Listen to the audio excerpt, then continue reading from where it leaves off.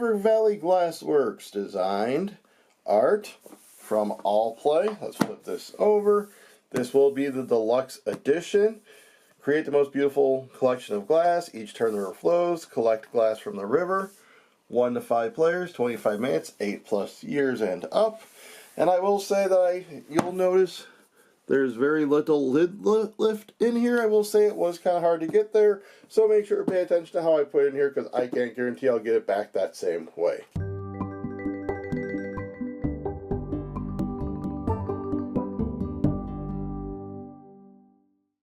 So pop open the box. First thing we have are the solo rules.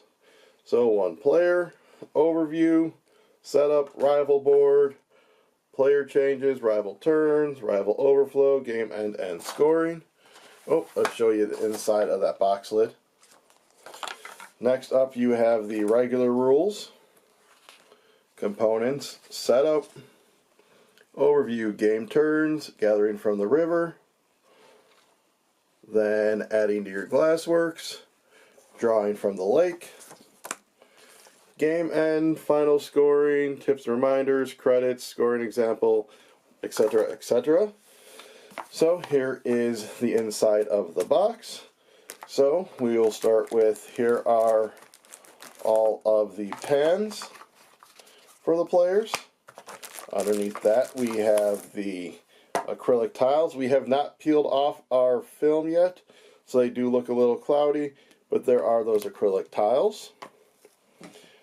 Then we have our standing bag full of our glass. So, pull out a nice handful. There's all the acrylic glass pieces. There's all that. Here is the black that you only use in a 5-player game. You have your little meeples that are going to track your inventory moving along your board. We have the special first player marker made out of wood. Really nice. Over here we have the deck with the river glass and other sundries. So this is a bunch of modules you can add to the game. 6 of them to be precise. Then you have your other first player marker. Next up you have your Glasscraft boards. This is really be keeping track of your inventory and then putting your excess and so forth. So there's those, and then on the other side you have your solo characters, personas. There's that. With the deluxe edition we get a neoprene river playmat. And then we have, this is for use with the solo play. And then here are those the player boards where you'll be where it shows your turns and the glass rarity. So we got all of those, and then on the opposite side you have your solo boards. These I do plan on doing a solo play. Should be going live the day of this, so you can always check that out. I'll put a link up above. But let's get into how this plays.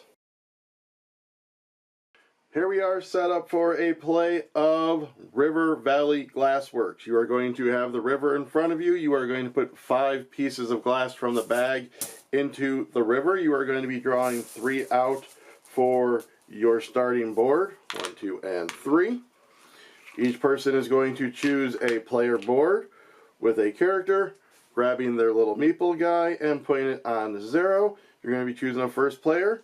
You're going to be putting out these river pieces and then putting pieces of glass on them equal to these pebbles right there. So this is 2. So we're going to go right there. And then you are ready to begin. On your turn, you're going to do one of 2 things. You are either going to put a piece of glass into the river and take glass, or you are going to be taking glass from the end of the river in the little lake thing. When you go ahead to take pieces of glass from the river, you can either take a piece, place it on the corresponding shaped tile, and then take the pieces of glass from either side of that tile, or you can use 2 pieces of the same shape as a wild, and these then you can put on any piece and take the pieces from one of the adjacent tiles. But let's go, we're going to put this one here. We're going to take these 2 pieces of glass. You are now going to place these on your board. If it is a color that is brand new to your board, you are going to place it in the leftmost empty column. You can choose the order with which you want to place these. So we'll go ahead and place them like that. You will then take this piece, shove these down this way, put this back here at the end, and then refill it, denoted by the pebbles. So again, this one would be 2 pieces. So then your opponent will go, and it'll come back to you, and let's say we want to put this piece right here, and we will take these. So again, brand new colors, you place them how you want, like so. This would normally flow, it's already there, so you just put 2 new pieces on there. And that brings us to the second thing you can do, and that's take pieces from the lake. So I have 1 piece left, so I am going to take pieces from the lake. When you take pieces from the lake, you take exactly 4. No more, no less. You can go 1, 2, 3, and 4. Put them in your pan. You then refill this until there's 5 again. Your pan can never hold more than 5. If you ever grab more than 5, you're going to put the excess here into your overflow. That'll be negative points at the end of the game. Same thing with your rows and columns. If you need to put in the 8th color, there's 2, 4, 6, 7. If you need to put in the 8th color and you can't, it goes into the overflow. If your column is full and you grab some, it goes into your overflow. So let me give you one more example of what can happen. We can say go ahead and place this here. We'll take these 2, we will place these here, and we'll grab these 3 pieces. So now looking at this, 2 of these I already have, so I will just continue them up, and then this one going right there. I forgot to mention, as you are collecting pieces, you are going to move your little guy over to let him know how many are in your inventory. So right now we have 1, 2, 3, 4, 5, 6, 7. So he should have been at 7. You'll be going back and forth, taking turns until someone has 17 pieces of glass in their board.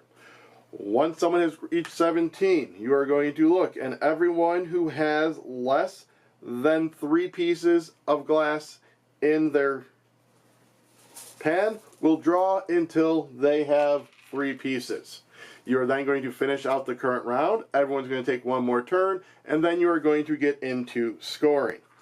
I will bring the board up for scoring. So when you score, you are going to score for completed rows until you have a gap. So right now, this row would score for 11, and then I'd score nothing here because there is this gap. If my board looked like this, I would score 11 for the row. I would score this row up to this part too because there is a gap. And then this one would be 1, so that'd be 1, 3, 14 points for my rows. You are going to score your highest 2 columns. If there is a tie, it's your column to the leftmost. So let me get a board set up. So now this could be an example of a board. So again, your rows, you'd have 22 points for this row, 7 for this one, and then only 1 for that one still. When you're looking at your columns, this is your tallest column, so you are going to be scoring 20 points for this one. You're then going to look at your second highest. It is a tie between the blue and the white. You're going to score the blue because it's the furthest left, so you're only going to be getting 3 points. You'll be minusing 3 points for any pieces in your overflow. And, of course, most points wins the game. So that is briefly how you play River Valley Glassworks. Hope you enjoyed. Hope this seems like a game that you yourself might enjoy. If it is, go ahead and hit down below and tell me in the comments if you would enjoy playing this one. While you're down doing that, you can hit like, subscribe, share the video, and ring the bell to be alerted as we do more videos. While down there, you can also hit the Ko-fi, which is a way to support the channel by buying me a drink so where we can toast to this game. But that is it for this time. So until next time, going down the river.